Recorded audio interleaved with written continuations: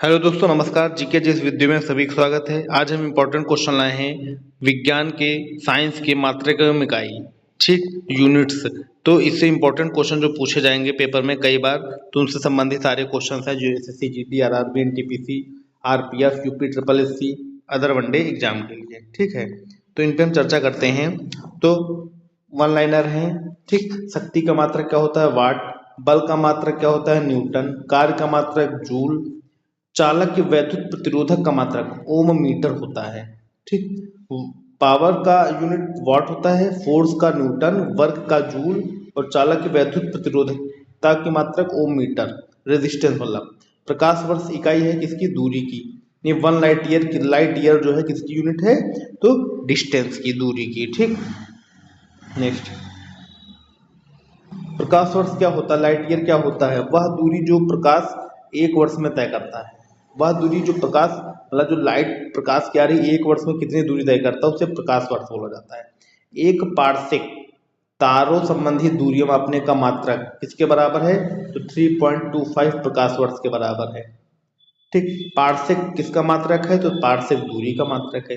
प्रकाश वर्ष दूरी का मात्रक, लेकिन पारसेक और ज्यादा दूरी का मात्रक है, यानी कि डिस्टेंस जो काफी ज्यादा है। जैसे मान लो कोई चीज तौलते हैं, कोई सामान लेते हुए, तो ग्राम में है, सबसे छोटा है यूनिट होता है मिलीग्राम। अब मिलीग्राम से ग्राम में लेते हैं कि भाई हमें हींग चाहिए 200 ग्राम, 50 ग्राम, 10 ग्राम।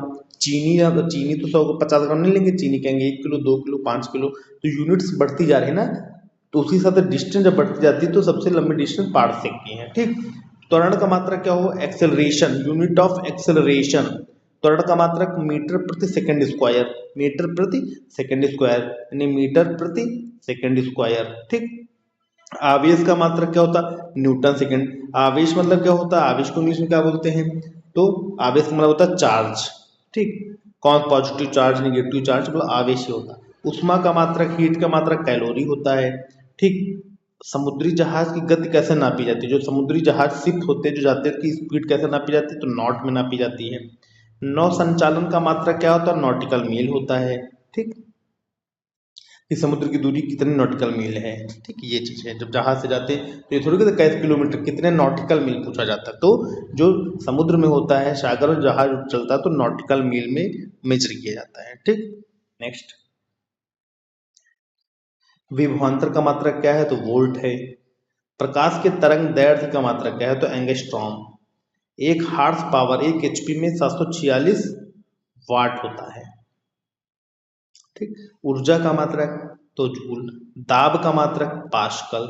उच्च वेग को प्रदर्शित करता है तो मैक। जो उच्च वेग, जो खूब तेज स्पीड से आ रहा है उसे मैक होता है। ध्वनि की प्रबलता का मात्रक, यानी ध्वनि जो होती है मेजरमेंट, जैसे कहते हैं ध्वनि कितने डेसिबल यूनिट, तो डेसिबल से होता है। शक्ति की इकाई तो हार्स पावर, पावर की इकाई हार्स पावर में भी होती है, ठीक। हर एक यूनिट्स अलग अलग बताई जाती हैं जो आपके पेपर संबंधित है, ठीक है। देखो नौ संचालन में दूरी की इकाई क्या है? तो समुद्री मील, नॉटिकल मील है, समुद्री मील। क्यूसेक में मापा जाता है जल का बहाव, मतलब कोई नदी का बहाव हो रहा है। अब नदी की स्पीड है, सिंधु नदी, गंगा नदी ये बह रही हैं, उनकी स्पीड नापी जाती है तो क्यूसेक से। क्यूसेक एक मेजरमेंट यूनिट होती है, वो लगा दी जाती है, मतलब उससे पता चल जाता है जल का बहाव कितनी क्यूसेक की स्पीड से जा रहा है। ओजोन परत की ऊंचाई मापी जाती है तो डप्सन से। ओजोन परत की जो मोटाई है उसको नापी जाती है डॉप्सन यूनिट से, ठीक। महासागर में डूबी हुई वस्तुओं की स्थिति जानने के लिए यंत्र प्रयोग करते हैं तो सोनार। अगर महासागर में कोई चीज डूबी हुई है तो उसकी पोजीशन जानने के लिए किस मेजरमेंट का प्रयोग करते हैं? सोनार का प्रयोग करते हैं। नौ संचालकों द्वारा प्रयोग में लाया जाता है तो सोनार ही पर लाया जाता है, ठीक। जो नेवी वाले होते हैं, नेवी जा रहे हैं तो उनके में सोनार लगा होता है शिप के नीचे। इससे हमें पूरी जानकारी पता चल जाती है कि कोई वस्तु डूबी है, कोई वस्तु है आगे, मतलब बड़ा जहाज जा रहा है उसके आगे उससे बड़ी मछली है, तो उसे पता चल जाता है कि आगे मछली है, तो डायरेक्शन चेंज कर लिया जाता था, ठीक, किया जाता है ये चीज। वायु की चाल मापने वाला यंत्र एनीमोमीटर। तो वायु कितनी स्पीड से चले तो एनीमोमीटर से हम मेजर करते हैं। विद्युत प्रतिरोध का मात्रक तो ओम होता है, ठीक। विद्युत आवेश का मात्रक कूलाम होता है। विद्युत का मात्रक एम्पियर होता है। लंबाई की न्यूनतम जो सबसे कम इकाई लंबाई होती फर्मी मीटर होती है। जैसे मैंने बताया ना, लंबाई centimetre, millimetre, millimetre, centimetre, metre, kilometre, ठीक। प्रकाश वर्ष, पार्शिक। तो उसी तरह लंबाई की जो सबसे न्यूनतम इकाई होती है फर्मी मीटर होती है। ठीक। भूकंप की तीव्रता मापी जाती है तो रिक्टर पैमाने से मापी जाती है कि भूकंप जो है अर्थक्वेक कितनी उस पे आया था पावर से, तो रिक्टर स्केल से। डॉप्सन इकाई का प्रयोग करते ओजोन परत की मोटाई मापने में। क्वेश्चन इधर से उधर कर दिए गए और कुछ नहीं है। ध्वनि की तीव्रता मापने वाला यंत्र ऑडियोमीटर। ध्वनि की तीव्रता डेसिबल भी है और ऑडियोमीटर भी है। ठीक। पायरोमीटर मापन प्रयोग उच्च ताप टेम्परेचर, किसी चीज बहुत ज्यादा टेम्परेचर है तो हम पायरोमीटर से पता कर सकते हैं temperature 50 degree, 100 degree, 200 degree, 1000 degree, तो पायरोमीटर से हमें मेजर पता चल जाता है कि टेम्परेचर कितना है। ठीक। ऐसे टेम्परेचर जनरली जो होता है केल्विन और डिग्री सेल्सियस होता है, लेकिन पायरोमीटर से हाई टेम्परेचर फाइंड आउट करते जाते हैं। ठीक। नेक्स्ट, मोनोमीटर का प्रयोग करते हैं गैसों के दाब को, जो गैस का प्रेशर होता है वो दाब मापने को क्या प्रयोग किया जाता है, बैरोमीटर प्रयोग किया जाता है। हाइग्रोमीटर मापने के लिए आर्द्रता, जो ह्यूमिडिटी नापी जाती है हाइग्रोमीटर से। रक्तदाब मापने के यंत्र को स्फिग्नोमेनोमीटर बोलते हैं।